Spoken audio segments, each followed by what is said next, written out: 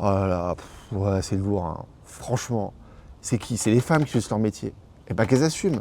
Oula, ah non, non, non, attendez là, c'est pas ce que vous croyez, hein. C'est de l'acting là, je joue.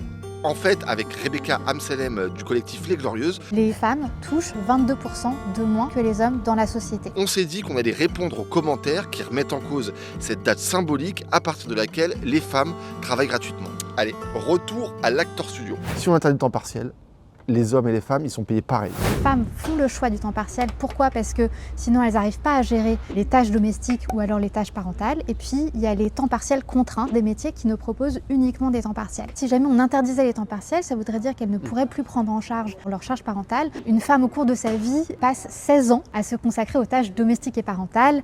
Les hommes consacrent 4 ans. On suggère de mettre en place un vrai congé parental égalitaire, équivalent pour les deux parents et surtout bien rémunéré, comme en Espagne par exemple et comme en Suède.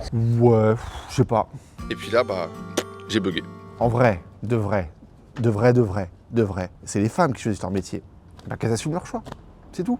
Les métiers dans lesquels les femmes sont les plus nombreuses, ce sont les métiers du soin, le métier de l'éducation. 87% du corps infirmier, plus de 67% du corps enseignant. Quand les hommes étaient par exemple plus nombreux dans le corps enseignant, le salaire médian du corps enseignant était à peu près équivalent au salaire médian du reste de la société. Aujourd'hui, le salaire médian des enseignants est de l'ordre de 75% du salaire médian du reste de la société. Quand un métier se féminise, et bien finalement il va être moins légitimé par la société et donc moins bien rémunéré. Ces métiers de cohésion sociale ne sont pas suffisamment légitimes et ne sont pas suffisamment rémunérés. Mais il n'y a plus de discrimination salariale. Pour le même poste, c'est le même salaire, homme ou femme.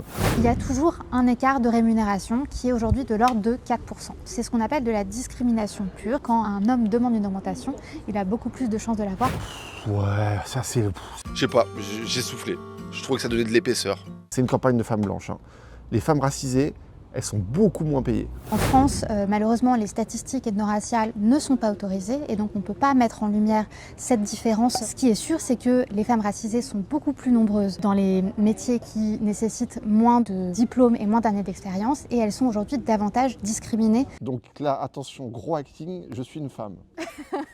Moi, j'ai jamais été discriminée.